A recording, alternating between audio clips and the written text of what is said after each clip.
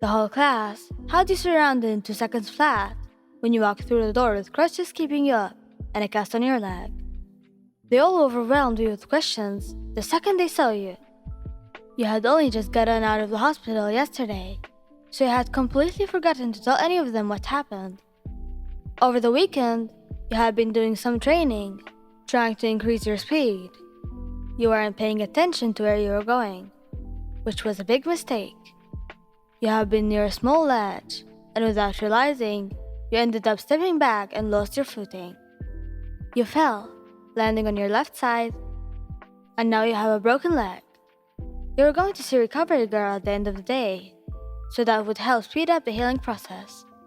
You would have gone this morning, but she wasn't around, and wouldn't be back until the afternoon. Luckily, you didn't have any combat training today. It was mostly just regular lessons, which you were thankful for. The last thing you wanted was to fall behind. At least, you learned never to train when you were distracted. You had been training, but your head had been in another place, completely. You recently realized you had developed a crush for a certain green-haired boy in class. It was frustrating, to say the least. You two were friends, nothing more. You couldn't ruin that by falling in love with him. You were trying to sort through your feelings, and ultimately had gotten distracted. Even though the training was supposed to be the distraction from your confusing feelings, it ended up being the other way around. You wanted to ignore your feelings, but no matter how much you tried, your brain would always think back to your crush. How cute his smile is, how kind he is, how whenever he sees you, his eyes light up like an excited puppy. "Why, Anne? What happened?" Oraka asked with worry in her eyes, as she stared down at your broken leg. "I hurt myself during training. Here's a little tip for you guys. Make sure you don't train near inlets. I sort of got distracted and fell off one." You admitted sheepishly. It was embarrassing for you. It's not like you got hurt doing something heroic or awesome. You got hurt because of your own stupidity. And admitting to that was hard. You didn't want everybody to know how clumsy you are. You answered all of your friends' questions until eventually the crowd around you disappeared. You sighed in relief when you noticed it was only you, Ida, Baraka, and Midoriya. You were glad everyone calmed down. You really hadn't expected that reaction, but it was nice to know they cared about you. "You really must be more careful, Ryan," Ida scolded you. You hobbled over to your desk and sat down, trying not to fall in the process. "I know," you sighed. "You really shouldn't let your feelings get the best of you. It's just a crush. You especially shouldn't let them get in the way of your training." "What were you distracted by?" Midoriya asked. You felt the blush rushing to your cheeks at the question. Huh? You stuttered out, hoping you heard him wrong, though the chances of that were slim. Midoriya tensed up, feeling like he maybe shouldn't have asked. That expression on your face told him you might have been distracted by some sort of private matter. He felt bad for prying into it now, but he couldn't help it. He wanted to know. Well, you said you were distracted by something before you fall. What was it?" He asked more shyly this time. You froze up, knowing you would have to tell him.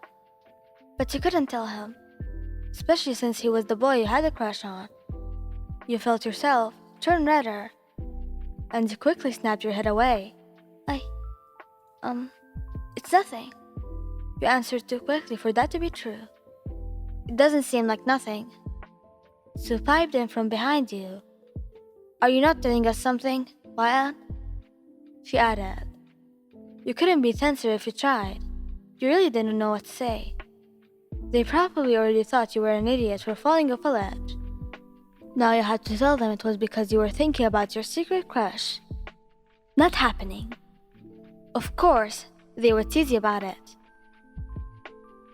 Why, are you okay? You're burning up, Midoriya asked, startled at how quickly your face changed color.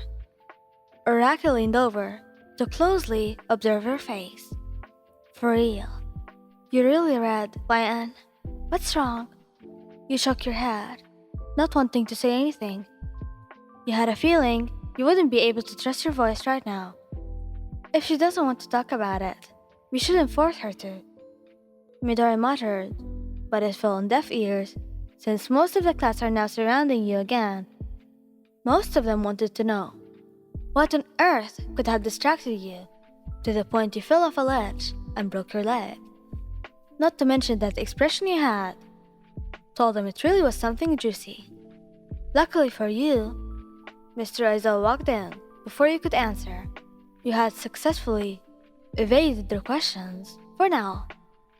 For the rest of the day, Midori seemed to take it upon himself to help you with anything you needed. He carried your bag for you anywhere you went. He stayed by your side even though you were walking really slowly. He got your food for you at lunch.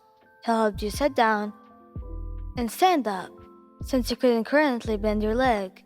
It was hard to do those things without almost falling over. He was always so nice to you, but today he had been extra sweet. He was taking such good care of you. You didn't even have to move. If you wanted anything, he would get it for you, to save you having to stand up and sit back down. When school ended for the day, you went to see your recovery girl, who luckily was able to heal your broken leg. You sighed in relief when she took the cast off. It had been itching all day, so feeling it come off was a big relief for you. Feel better? She asked, and you nodded happily. Much, thank you. You nodded. You turned to Midoriya, who was sat beside you. Yes, he even stayed behind after school to come with you to get your leg fixed. Thank you so much for taking care of me today. You really are the best. He blushed at your words, but in this it was nothing. He didn't even think of it as something to be thankful for. You had injured yourself. It was just a common sense to help you where you needed it. Besides, it's not like he would ever turn down a chance to spend even more time with you than usual. He helped you stand up. Your leg wasn't broken anymore. But recovery girl told you to take it easy. It would still take a day to fully recover, so you still had to use one of the crutches, just to make sure you didn't put too much pressure on it. She advised you not to put your full weight on it for the next few days. At least you wouldn't have to miss out on months of training. As you two walked out of school, you could still see the curiosity hidden in Midoriya's eyes. The same curiosity that had been there since this morning. You still want to know what had me distracted, don't you? He jumped when he heard you speak up. You called him. He didn't know how to reply. In fact, he was surprised you could read him so well. He had been thinking about what could possibly distract you, to the point of injury all day. All the ideas he had come up with weren't good ones. What if you were having family troubles, or even inner struggles? The more he thought about it, the more he got worried. I've known you for so long now. Don't be surprised, I can see right through you. He giggled.